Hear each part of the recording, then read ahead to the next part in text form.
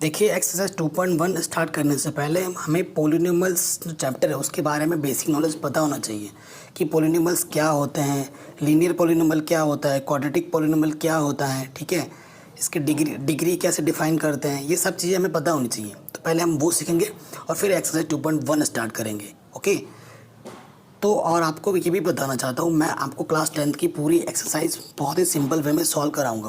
पूरा NCERT plus RD. Sharma के question plus previous years के क्वेश्चन जो बोर्ड में पूछे गए वो सब आपको मिलेगा। तो प्लीज़ चैनल को सब्सक्राइब कर लें और नोटिफिकेशन बेल को ज़रूर प्रेस कर लें।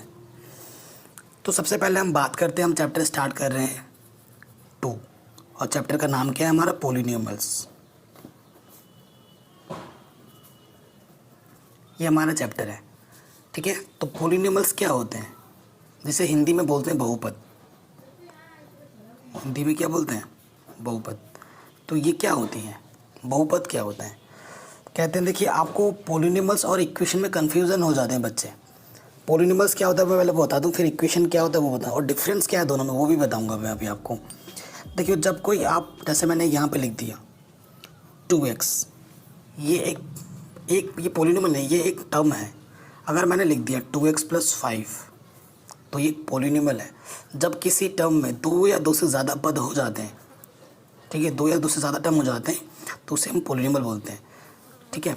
तो देखिए ये एक पोलिनोमियल है। अगर मैं दूसरा लिखूँ 2x² + 5y + 7 तो ये भी एक पोलिनोमियल है। ये हमारे क्या होते हैं, पोलिनोमियल। जब किसी में 2 या 2 से ज़्यादा टर्म आ जाते हैं तो उसे हम पोलिनोमियल बोलते हैं। ओके, ये तो बात रही पोलिनोमियल की। अब इक्वेशन क्या होती है, डिफरेंस क्या है पोलिनोमियल इक्वेशन में। ये देखिए ये पोलिनोमियल है, अगर मैं यहाँ 0 कर दूँ तो ये इक्वेशन बन जाएगी, अगर मैं यहाँ 0 कर दूँ तो ये इक्वेशन बन जाएगी। तो ये डिफरेंस होता है पोलिनोमियल और इक्वेशन में। ये चीज़ आ गई। अब देखिए, अब मैं बात करूँगा लीनियर पोलिनोमियल की और क्वाड्रेटिक पोलिनोमियल की, ठीक है। तो जो लीनियर बोलते हैं, क्वाड्रेटिक बोलते हैं, वो जो चीज़ें डिफाइन होती है वो डिफाइन होती हैं डिग्री पर। और उससे पहले मैं आपको पहले बात कर दूं 1 वेरिएबल 2 वेरिएबल की। वेरिएबल मतलब जो वेरिएबल यूज़ हुआ है। अगर मैं लिखूं यहाँ पर 3x² + x + 5, ठीक है, तो ये हमारा 1 वेरिएबल है। क्यों, क्योंकि इसमें सिर्फ x ही यूज़ हुआ है, एक ही वेरिएबल यूज़ हुआ है।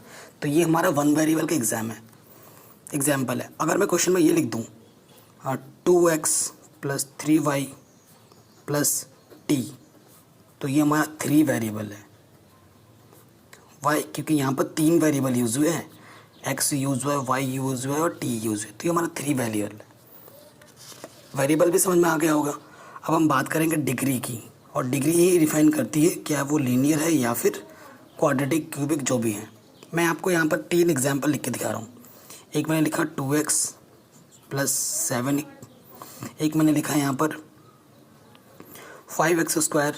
मैं वेरिएबल एक ही ले रहा हूँ अब की बार, ठीक है, 5x² + 7x + 2, और एक मैं ले रहा हूँ 3x³ + 5। मैंने 1 वेरिएबल का लिया है लेकिन डिग्री सबकी अलग अलग है। कैसे देखो, इसमें x की मैक्सिमम पावर कितनी है, ठीक है, 1 है, कुछ नहीं तो 1 है, तो इसे बोलते हैं लीनियर। इसमें x की मैक्सिमम पावर कितनी है, 2 है, तो उसे हम बोलते हैं क्वाड्रेटिक, यानी कि हिंदी में बोलते हैं द्विघाती है, और पहले वाले को बोलते हैं रैखिक हिंदी में।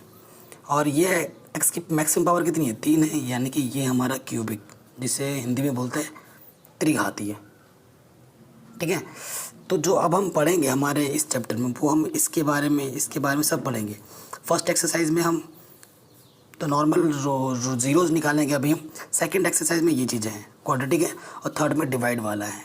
तो वो चीज़ें हम धीरे धीरे सारी चीज़ें सीखेंगे। चलिए अब हम आते हैं एक्सरसाइज 2.1 पे।